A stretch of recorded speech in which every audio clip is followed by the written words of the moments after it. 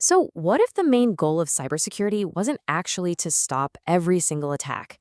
In this explainer, we're going to explore a really radical shift in thinking, moving away from just prevention and into this new reality of engineering systems that are designed from the ground up to survive a breach.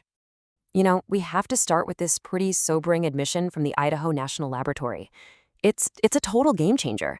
It basically forces us to accept that if someone with enough time, money, and motivation wants in, they are getting in.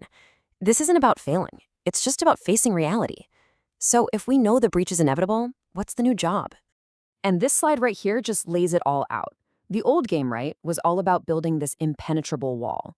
But the new game, it assumes the wall is going to get breached. It focuses on making sure that when an attacker gets inside, the castle itself doesn't actually fall. It's not about stopping the hack anymore. It's about making the hack totally irrelevant.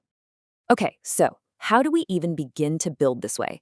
Well, we start by zooming all the way in, focusing on the absolute most critical function of a business.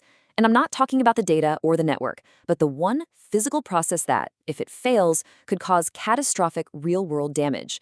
These are the crown jewels.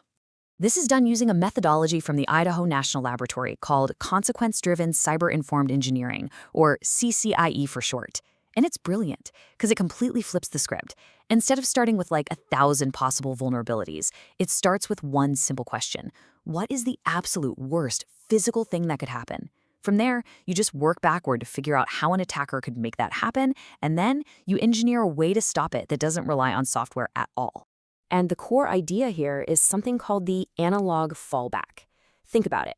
A physical pressure valve, a mechanical relay, or maybe even a printed, laminated break glass procedure that tells an operator exactly how to run the plant by hand. The point is, when the whole digital world is compromised, and you just can't trust it, you need a way to stay in control that exists entirely in the physical world. Okay, so we've protected our crown jewels with a physical failsafe. That's layer 1. Now, let's zoom out to layer 2 and look at the entire digital infrastructure that supports the business. How do we make sure the whole system can survive not just a targeted attack, but, well, any kind of outage? The philosophy that guides this is called left of boom, and it's a term that comes from the military. See, the boom is the disaster, the attack, the server failure, whatever. Everything that happens after that, to the right, is just reactive damage control. True resilience, though, is engineered before the boom ever happens. It's all about preparation, not just reaction. And this timeline really shows how that preparation has evolved over time. I mean, we started with the basics, right? Like restoring from a backup. Then we got a little smarter and moved to active resilience, using things like load balancers that could shift traffic around if one server got slow. But the goal, the absolute expert level of resilience, is building these truly self-healing autonomic systems that can detect a failure, reroute traffic, spin up brand new infrastructure, and then log the incident after the problem has already been solved, often without a human even touching anything.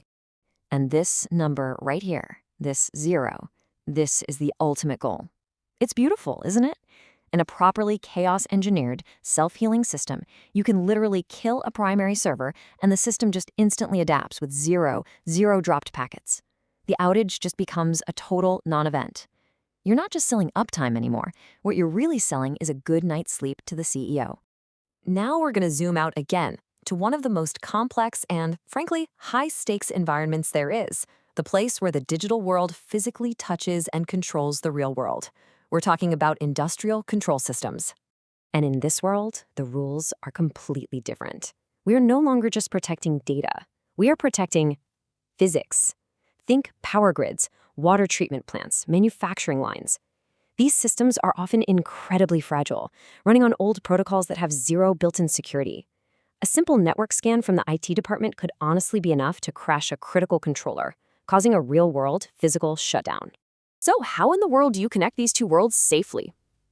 Well, the answer is to use modern cloud tools, like from Google Cloud, to enforce a classic, time-tested segmentation model called the Purdue architecture.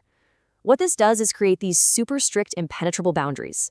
Corporate IT, email and all that, lives in one zone. The critical operational controls live in a totally separate one. Data can pass through this highly scrutinized checkpoint, this demilitarized zone, but there is no way that a phishing email that gets a corporate laptop can ever jump across and shut down the plant floor. No way. Okay, for our final layer, we've got to take the widest possible view. We have to acknowledge that your organization, no matter how secure you think you are, doesn't exist in a vacuum. You are part of a much larger, interconnected, and, let's be honest, often fragile ecosystem. Let's just follow a simple chain of dependencies to see how this works. Let's say you have a critical application that your business absolutely relies on, which naturally runs in the cloud. So it depends on its cloud provider. Let's say a specific Google Cloud region. But that data center isn't magic, right? It depends on the local power grid, it depends on internet service providers, and it even depends on water utilities for cooling. A failure in any one of those third parties can take you down, even if your own security is perfect. That's what we call systemic risk. So managing this means you have to look beyond your own walls. It means automating your intake of threat intelligence from national sources like CISA, that's the Cybersecurity and Infrastructure Security Agency, and industry-specific groups called ISACs. Then you have to model all those hidden third-party dependencies, map out exactly how a failure in one place could cascade through the whole system, and, really importantly, become a good partner by sharing anonymized intelligence back into the ecosystem. So when you put all four of these layers together, what do you get? Well, it creates a whole new kind of role, the resilience architect. We're not talking about an IT admin just keeping servers running anymore. This is a business strategist who engineers survival from the component level all the way out to the entire supply chain. This table is just a great summary of the four strategic layers we've walked through. You start with the micro focus of CCE, where what you're really selling is catastrophe prevention. Then you've got the autonomic left-to-boom infrastructure that sells guaranteed uptime. After that, cyber-physical segmentation, which sells safe innovation. And finally, the ecosystem mapping that sells true supply chain resilience. See how each layer builds on the last? It creates this complete, holistic strategy for survival. And I guess this brings us to the final and most crucial question you should be asking yourself and your organization. What is the real job here? Are you just playing an endless game of whack-a-mole, trying to patch every single hole and build a taller firewall?